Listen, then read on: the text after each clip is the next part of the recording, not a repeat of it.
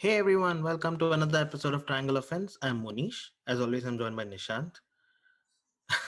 That's a nice namaste. On today's episode, I want to talk about the Denver Nuggets because last week we did an episode and I said if the playoffs started tomorrow, the Denver Nuggets were the favorites. And it unfortunately seemed like I jinxed them because, as sad as it may sound, Jamal Murray is out for the season after tearing his ACL in garbage time against the Yeah, Warriors in a game that was already lost and they were trailing by 15 odd with 40 seconds left. I don't know what he was doing on the court, but he fell, hurt his knee, and it seems like he's out for the season and yeah, probably even for the stretch, even for the start of the next season. yeah. But now Denver Nuggets are no longer the favorites, they're no longer the second favorites. I don't think they'll even cross the first round of the playoffs because Jamal Murray was such an important part of the Nuggets. And Hmm. I've always been undecided about how good a player Jamal Murray was, but I know that without him, Denver Nuggets are not the same Denver Nuggets. They could add Aaron Gordon, you could have Michael Porter Jr., who would get more touches now that he's not playing. Yeah. You could have Monte Morris in the backups. You could have Campazzo, who's great at passing and all, but he's not Jamal Murray. I Yeah. mean, on a given day, you know that Jamal Murray can go off and get 50 points. He did that twice in the playoffs against Utah Jazz. He was amazing against the Lakers, even though they lost. It's sad that he's out, but how does that impact the Denver Nuggets? Do you think where do you think they'll end up? I mean, can they are they good enough to beat? Are they good enough to even go to the second round of playoffs now? Maybe, may just depends on who they face, but Mm-hmm. that's about as far as they'll go, even if they do get out.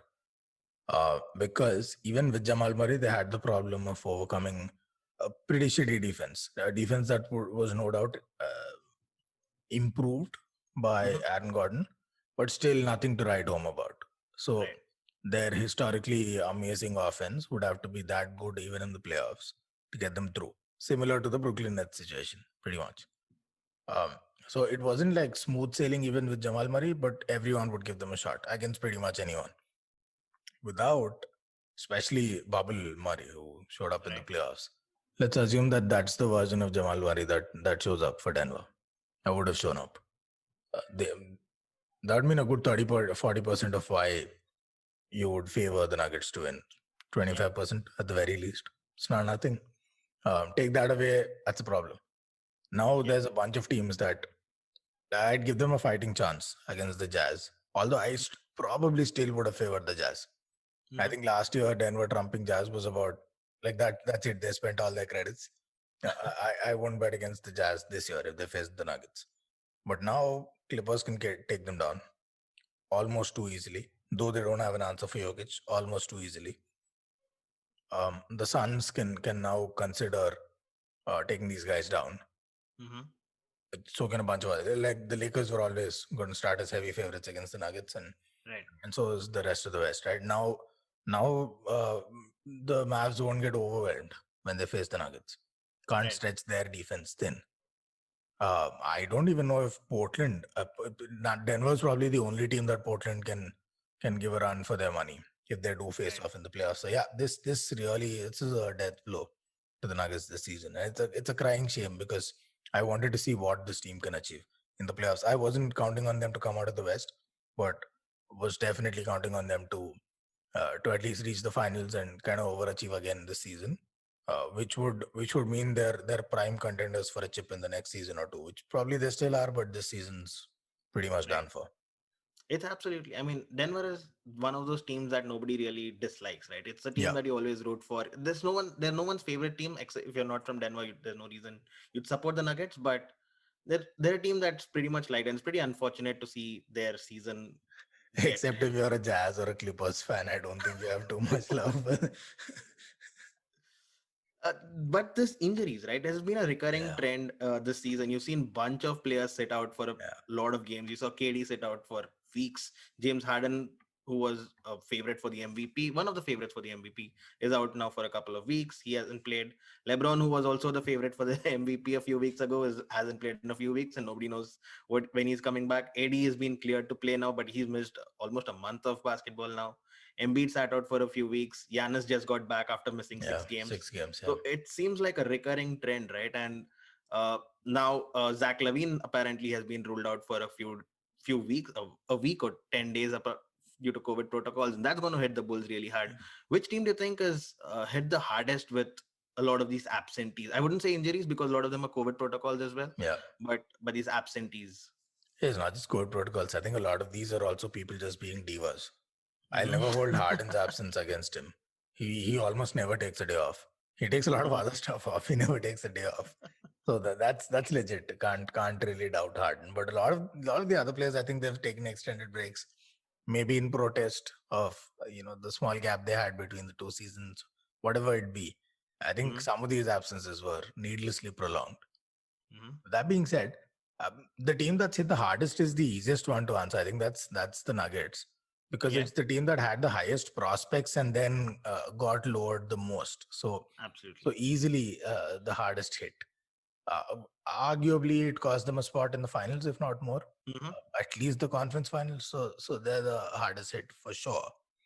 Some of the smaller like the softer blowers, you could look at Aldridge, and I mentioned him only because what a great career, but True. finally goes without a chip. And sadly, he's going to be a footnote 5 years from now. Nobody's going to Mhm. remember him. But for anyone who's watched him play, he was one of the last relics of a bygone era. It was so weird to see him and DeRozan on one team, because those are pretty much the only two, like almost exclusively mid-range kind of players left in the Mhm. league. There's a few more, but none as heavy as these guys. Um, so that's a smaller, softer blow for the Nets, because they were looking at him to play a role anyway. I think the biggest blow by far is Jamal Murray. Who else? Who else is James Wiseman's out? So it's going to Yeah. complicate matters. I don't think even with Wiseman, Golden State were going anywhere. But it'll make it that much tougher for them to get out of the planes. It Yeah. makes a team better in the short run, I would say. I think you see Golden State in the last few games, they've been balling it out. And I think Hmm. a lot of that is because Wiseman is not on the court because he's a defensive liability. He's Yeah. still young. I think they were investing a lot in the future Sure. by playing him. Not having on the court now improves their team for the short term at least. So Yeah. I don't think that's real blow for Warriors in the short term. Long term, yeah, probably you're missing out on valuable minutes that you get as a rookie and Right. that experience that you gain with by being with Draymond and Steph on the court. That Yeah. itself is intangible, invaluable experience. So James Wiseman, not so much. I would say Zach LaVine is a big blow because Chicago Bulls are just sitting on the 10th Yeah, spot because of where they are. Yeah. and Russell Westbrook is just closing in on them. I Hmm. think he's catching fire. He's got 10 triple doubles in his last 11 games. But not just that, the Wizards have been picking up wins. So That's important. that 10 spot is Huh. getting closer and closer. Yeah, for sure. I think, I mean, even with Wiseman, it was their best case scenario. Somehow they'll get to the playoffs, and that's about it. Maybe trouble the other team for a game or two. So I agree. Uh, Washington, actually, the Wizards, you might be onto something, might be the team that benefits the most indirectly from injury or absence due to code protocol, because they're a game or two behind the Bulls. Yep. And the Bulls in general, even with Lavin, weren't in great form. The Vucevic trade hasn't, they've not exploded immediately. Yep. They're still figuring it out. Without Lavin, it's a gone case. That team without Lavin, I don't care who else is on it. And the Wizards are closing in, man. They started off super shaky. Westbrook was all over the place. Beal was the only guy playing basketball. Bartans was missing shots. Hachimura, neither here nor there. Nothing seemed to be working out. It still blows my mind, the squad, the roster that they have and where they are in the conference. I just don't get it. But um, this could genuinely mean they're into that playing game spot, and that the Bulls might miss out if Zach Levine's out for too long. Because even when he comes back, remember, they've not been doing great things since the Vucevic trade. So it might be a mountain too high for them to climb once Levine comes back. And then if Westbrook, Beal, and the guys get themselves into a playing game, 2 good games is all it takes. Who knows? Yeah. And the other playing team, Charlotte Hornets, they have been affected by injuries as well. They're probably the best player this year, LaMelo Ball, is out. No one knows when he's going to be back. Probably out for the season. Gordon Hayward is out for a month. His annual injury. But Charlotte Hornets are considerably weak without these 2 stars in the team, and that means advantage Wizards, like you said it again. Yeah, I think they're done. I think they're out of the playoff picture. They were barely hanging in, even with those guys. I know for a while they were sitting in a pretty high rank, but the East is such that literally every day you can jump and go down 4 or 5 ranks. So, I think they're out. They went from like in a flash, they went from fifth or sixth in the league to 10th or wherever they are, ninth, I think they Eighth, are. yeah, Yeah, eighth or okay. ninth, yeah. So, yeah, I think they're done. I don't see them coming back, and they should be done. You know what? It's fine. Just bow out, take the season off. It's not like you're going to achieve anything in the playoffs. Come back next year, super strong, build. It's definitely a team for the future. Gordon Hayward's not getting any younger, but the team's not Mhm. built around Gordon Hayward anymore. It looks like it's going to be LaMelo's team going forward. And they have a whole bunch of guys that are relatively young. They've got LaMelo, they've got Rozier, so they're good. Uh, they've got a very young backcourt. So they should just let it go. Like this season's done. It's like the Pelicans last year. Move on. Come back next year. Do you think any of these big teams will be impacted by these recurring absentees that they've not got a bunch of games together? Like, for example, Kyrie, Harden, and KD, that trio that they formed, have played only 7 games together. LeBron and AD have not played a bunch of games now, but you know that they'll be fine. I mean, it doesn't really matter much for them. Giannis is back. I think he got a well-deserved rest. I think that will Yeah, actually help Milwaukee that I he got a agree. bit of rest Yeah. and he comes back strong. Embiid got that rest earlier in the season, so he's been balling it out since he came back as well. But I think Brooklyn, would you be concerned as a Brooklyn fan that your trio hasn't played as many games together? I would, as well as they've played. I would, for multiple reasons. But let's not talk about like I still don't know if Kevin Durant's 100% back. Seems like it's a recurring thing. But all that aside, I would absolutely be worried. We're not paying enough attention to history. Yes, a team like this has never been put together, Hmm. but teams have come close. There are a lot of teams of similar fashion that have been put together, and we should look no further than the Clippers last season. Right. The cost of having as many talents as you want, but not investing the time in developing rapport. Um, I don't think in the few games that all three have played together, I don't think they've been tested.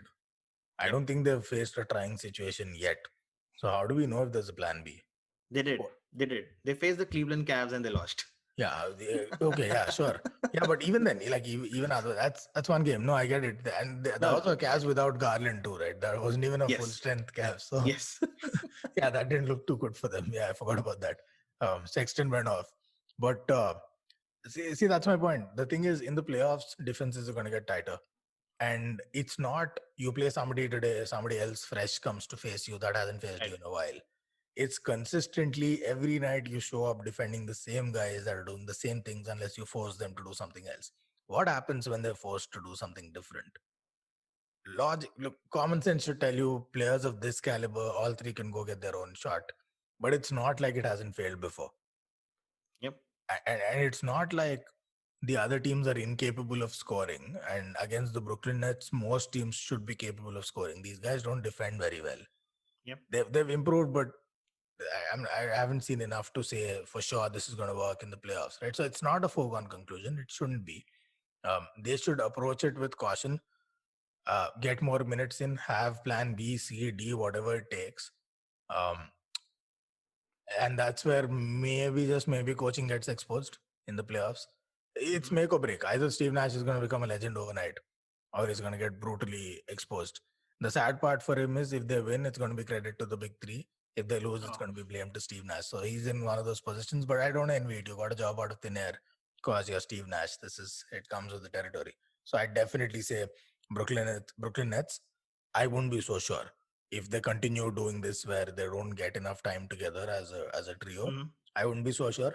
And I'm still saying this. I've said this all season. A fully fit Philadelphia team may well upset the Brooklyn Nets. I wouldn't be shocked if that happens. Yeah, that was my next question I was coming to because Yeah. Embiid has been balling it out. He's literally unstoppable. You saw it against the Celtics that they couldn't stop him. You saw it against the Nets the other day. They couldn't stop him as well. So I think, yeah, Philadelphia are kind of showing why Yeah. that team playing a lot of games really helps when it comes to True. playoff. Momentum is a real thing when it comes to sport. But it was a nice discussion. I think we saw how different teams have been impacted by Yep. different injuries and how we'll have a bunch of stars coming back. So it's going to be an exciting last few weeks before the playoffs. Always looking forward to that. Lakers in And I 5. will Lakers in 5 it as well might be. But that's all I have for you today. And we'll catch up tomorrow. Cheers, man. See you.